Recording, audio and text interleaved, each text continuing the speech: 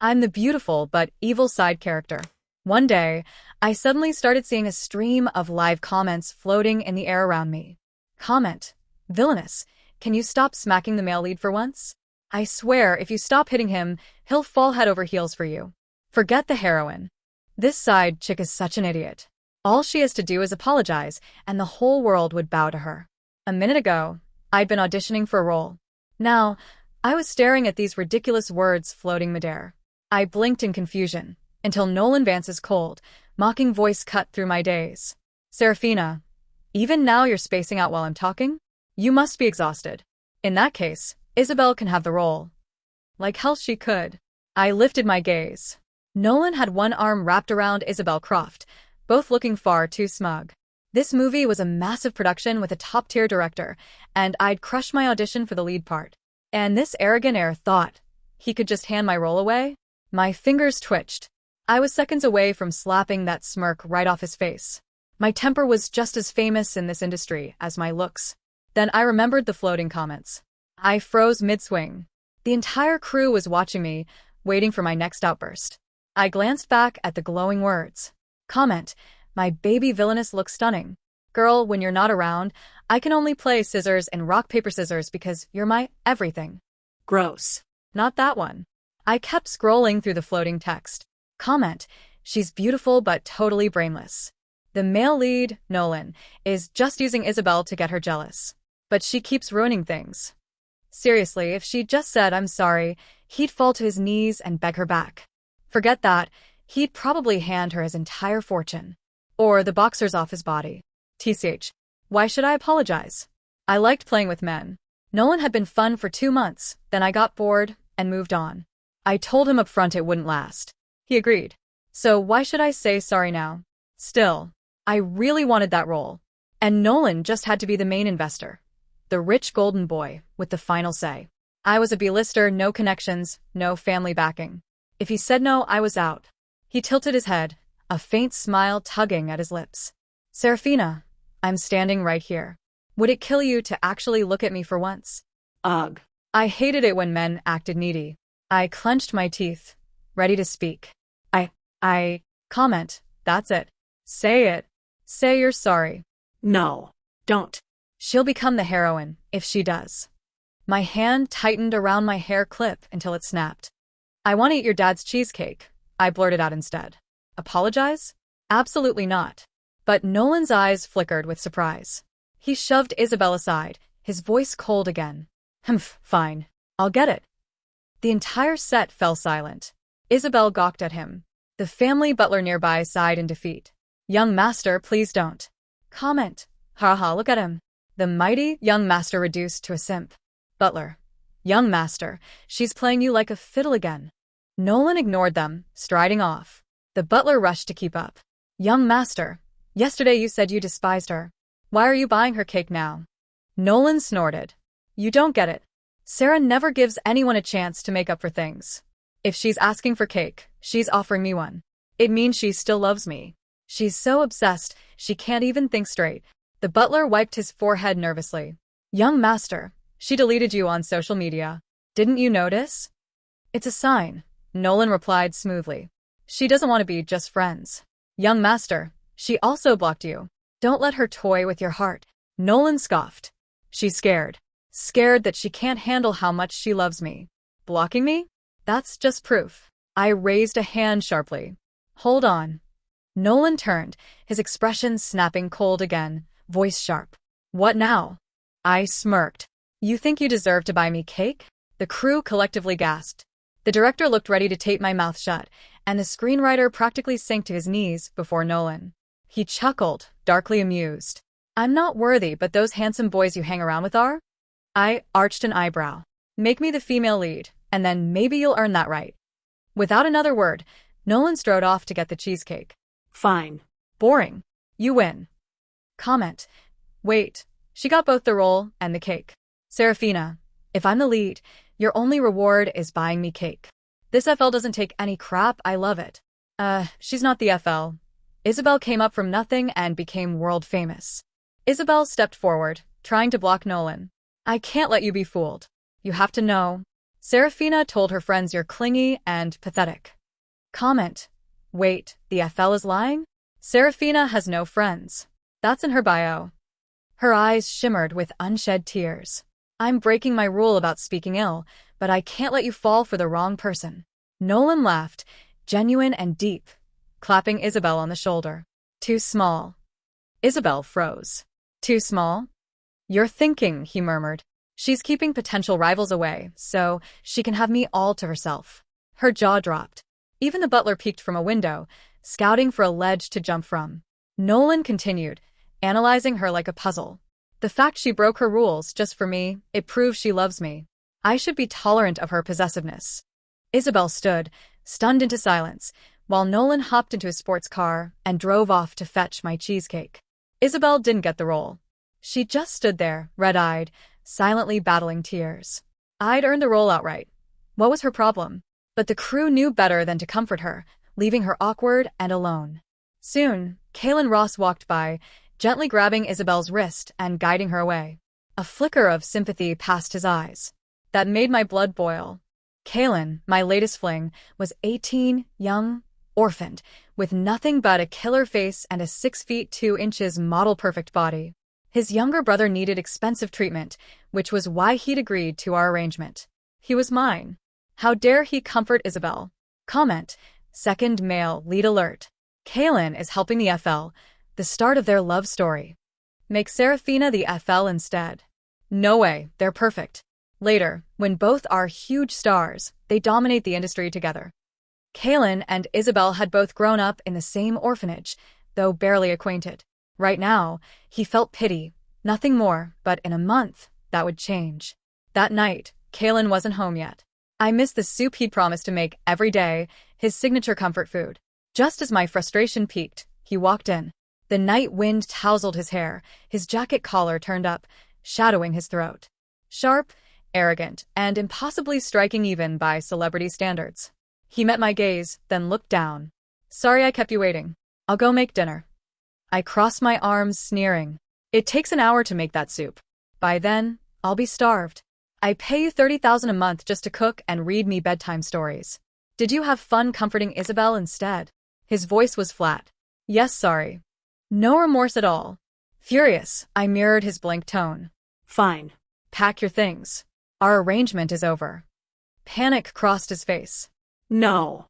My brother still needs the money for treatment. I leaned casually against the wall, inspecting my new manicure. Your brother. Not mine. How does that concern me? Kalen ground his teeth, silent for a moment, then dropped to his knees. Serafina, I'm sorry. Pleased, continue. His lashes trembled, voice barely a whisper. I smiled wickedly. Continue what? Can't even speak properly, and you want to act. Eyes closed, voice tight, he said, please continue sponsoring me. The shame in his posture, the restraint in his voice. Exquisite. I turned upstairs, satisfied. Go. Make the soup. 1 hour. He rose like a robot, obediently heading to the kitchen. Back in bed, the comments returned. Comment. After tonight, Kalen will despise the side character. Why? She made him apologize, so what? It's bigger. Tonight, a storm hits. Kalen's brother sneaks out to retrieve a kite from a tree. A power line falls, electrocuting him instantly. Wait, how is this her fault? If she hadn't forced him to cook, he might have prevented it. That's why he grows up to become a top actor, using all his power to punish Serafina and boost Isabel. I leaped from bed, throwing open the window. Storm clouds gathered. No time. I tore downstairs, nearly slipping on the slick floor. Kalen caught me, frustration etched across his young face. What's wrong? No time. Forget the soup. You. I tried to tell him to go to his brother, lock the hospital room, prevent disaster, but the words wouldn't come. My eyes reddened in panic. Comment. You can't tell anyone the comments. Are you kidding? That rule's absurd. Kalen saw my desperation. Really, it's my fault today. Kneeling isn't a big deal. I'll make the soup properly. Kneel? Soup? I was having a panic attack. If I couldn't tell anyone, I'd go myself. Grabbing my car keys, I bolted. Kalen followed. You don't need to run. I'm not upset. Upset. My foot slammed the gas. The sports car roared to life, and I vanished into the street. My phone buzzed. Nolan. I had no idea what he meant. Nolan, Sarah, I got the cheesecake but you were gone. You didn't actually want it, did you? Just giving me an out. Calm down. Don't be so in love with me. Some kid on set said you sponsor an 18-year-old actor. True. By the way, 18-year-olds are immature, boring, no charm. Just saying. You're not answering. You don't actually like him, right? That last one? Random thought again. Finn, Kaylin's 8-year-old brother, had a fragile heart that kept him confined to the hospital. I arrived just as he was about to clamber up a tree, oblivious to the storm brewing overhead. Without hesitation, I scooped him into my arms and sprinted through the rain, ignoring the umbrella entirely. Moments later, a power line crashed onto the tree with a shower of sparks, illuminating the night like fireworks. I spun and saw Kaylin standing there, drenched, his expression frozen, as he watched me clutch his little brother. Before I could react, he pulled me into a tight embrace, his voice low and shaky. Thank you, Sarah. We were soaked to the bone, his warmth radiating through me, and I had to admit, his chest felt impressively solid. He held me so firmly that I struggled to free one hand, glancing down at my ruined manicure. Perfect. Sarah, you don't need to thank me. Finn and I should be the ones thanking you. I wasn't. Never mind. Let's go. Comment. Even soaked, she's gorgeous. How do I get over this obsession? VIP alert. Kaylin's affection for Serafina is 90, for Isabel only 20. 90. That's practically true love. Once it hits 100, it's can't live without her. She just saved his brother. Of course he's falling. What about Isabel? Honestly, who cares about Isabel? The next morning, around 10, Kaylin knocked softly on my door. Sarah, you have an awards ceremony tonight. Chloe, your manager, is downstairs waiting for you. I barely had the energy to lift my head. He knocked again, then stepped in when silence lingered too long, gently resting a hand on my forehead. You're burning up. Quickly, he prepared some medicine and guided it into my hands. Maybe you should skip tonight and rest. I shook my head weakly. No, I have to go. My first Best Actress award. Kaylin knelt beside me, concern etched across his youthful features. Okay, stay here. I'll have Chloe bring the hair and makeup team to you. We'll get you ready at home. I nodded, barely conscious. An hour later, ignoring the doctor's orders, I downed 3 iced coffees to keep myself awake, mouthing the AI-narrated practice speech on my phone while the makeup artist worked diligently. By evening, I arrived at the auditorium on schedule. My head throbbed, my body ached, but I stood in a backless gown with a flawless smile. Even with a raging fever, I would look unforgettable. Flashes erupted around me as Lexi, my assistant, grinned.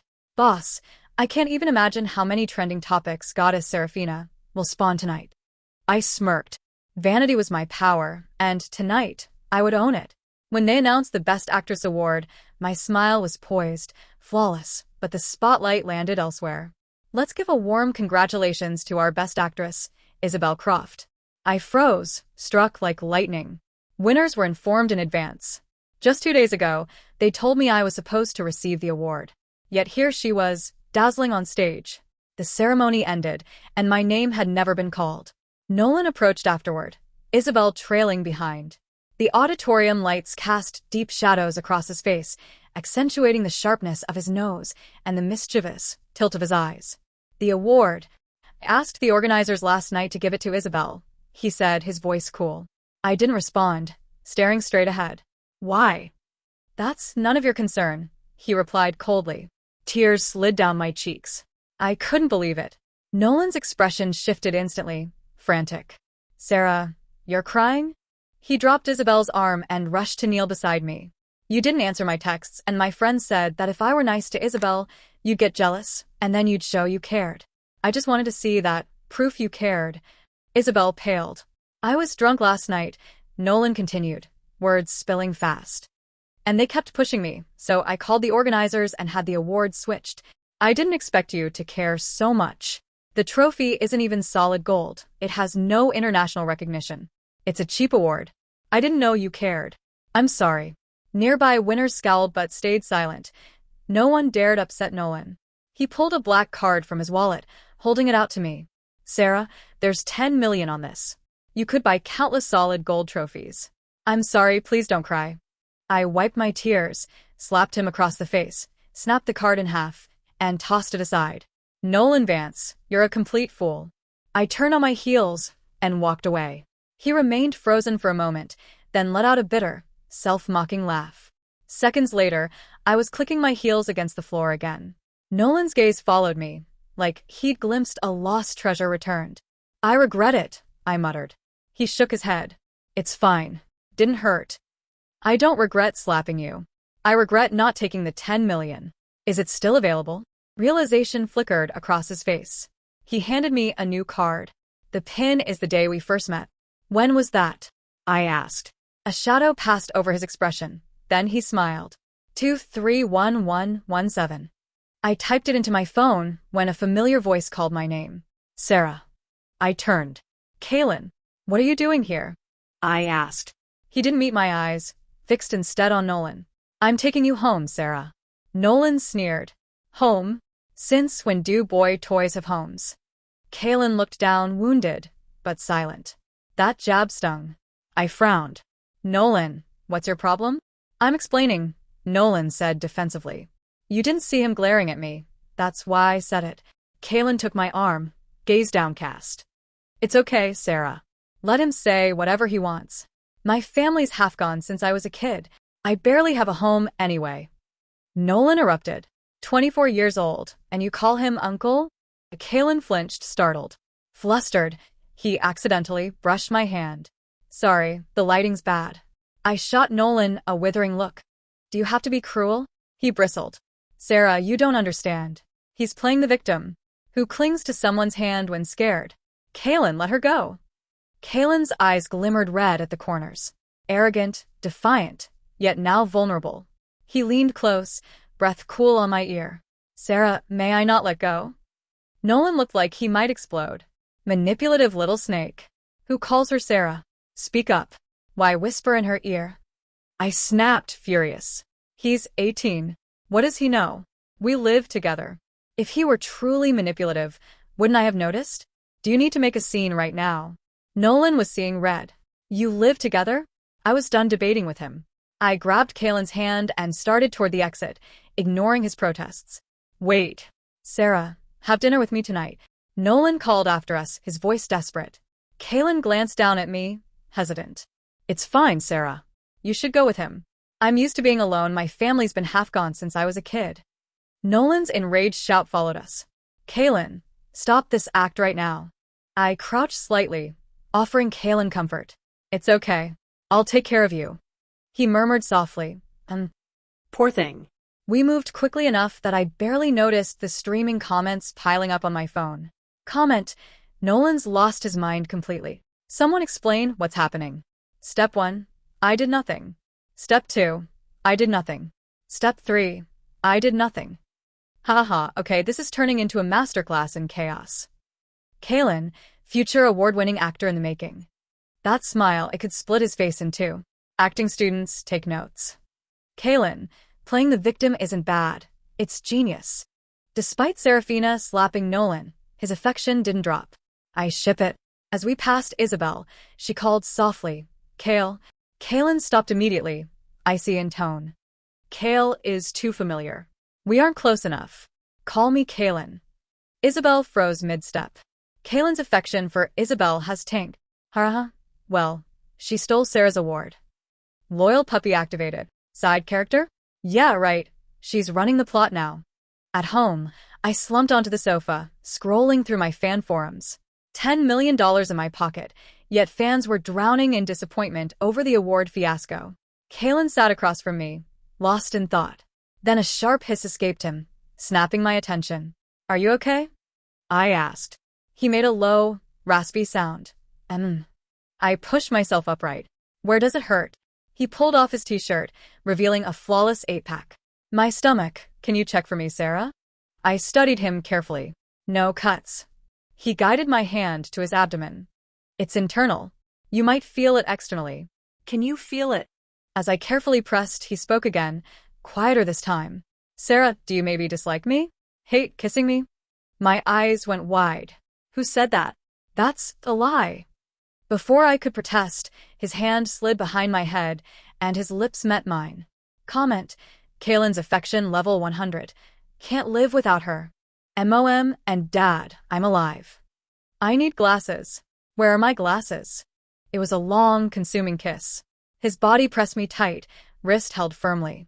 I started to slip, but his strong arm pulled me closer, pinning me against him. Comment: Screen's black, seriously? Are we being denied content? Go wild. Lose control. Show chaos. The next morning, I woke up with a fuzzy memory of the night before. How had a routine injury check turned into that? It had been a good night. Very good. Since then, Kaylin had become peculiar. By day, he changed outfits 6 times, never settling on a single look for long. It was just the two of us and Maria, the housekeeper, in the house. This wasn't a fashion show. What was he doing? And he hovered around me constantly. The following morning, my forums exploded. Comment: Side character alert.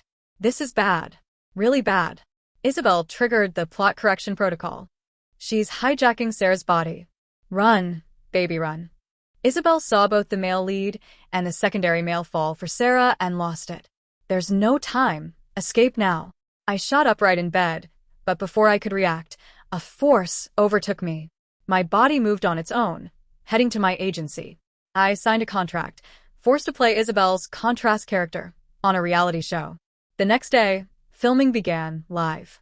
Still under Isabel's control, I watched myself summon her to a corner where a hidden camera captured every move, then poured juice over her head. Isabel recoiled in genuine shock. Well played. She had planned the moment perfectly, yet her reaction seemed authentic. Comments poured in live. Comment: She's a monster? Mind control? That's cheating. Who even roots for Isabel now? Serafina wouldn't do this voluntarily. Then Kaylin appeared, breathless, hair messy, but eyes bright. Sarah, he said, stepping in front of the cameras, are you rehearsing as Isabel's contrast character? Isabel froze, stunned. The director shouted, panicked. We're live. Get out of here. Kaylin ignored him, holding up the contract for the cameras. Sarah was forced to sign this. She was told to act as though she didn't see the cameras and pour juice on Isabel. Are you rehearsing now? Isabel's face contorted in anger.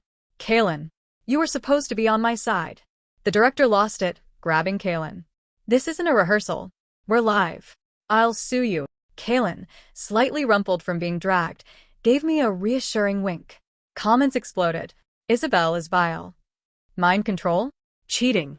Who even roots for her? Give Sarah her body back or we quit. Live broadcast viewers, everyone see what really happened. Serafina is the true star. Kaylin knew how much I valued my career and fans. He understood I'd never agree to this willingly. He ran here, my loyal, protective puppy. Suddenly, I felt like I was falling through air, and in an instant, I was back in my own body. The director scrambled to salvage the situation, abruptly cutting the live stream. I marched straight to Isabel and slapped her twice hard. No words were necessary. Then I left. After that chaos, the system rearranged our roles. I became the official female lead, while Isabel was demoted to minor roles. Her career nosedived. She ended up taking bit parts that barely paid the bills. Meanwhile, my popularity surged. A few 100,000 new fans joined my ranks, and my public image had never been sharper. Glancing at Kaylin reminded me why I had started sponsoring him in the first place. His voice, it was almost identical to Julian Mercer's. Julian had been my first love, a wealthy heir from Viridia City, outrageously handsome, and a notorious flirt. He never stayed with any woman longer than 2 months. We were no exception. I had loved him deeply, only to be left behind. Afterward, I slowly mirrored him, my own habits, my own quirks. I even dedicated an entire room in my house to him. Half-finished wine bottles, discarded ties, a recording of him whispering, I love you. Cufflinks, a suit jacket he had draped over my shoulders, photos, signed checks. Every night, I hid in that room and cried until Kaylin arrived. Kaylin's voice matched Julian's perfectly. I sponsored him, yes, but I never crossed a line. Nights were for stories, lights off, imagining it was Julian again. But now, thanks to the system and my newfound independence, that story no longer bound me.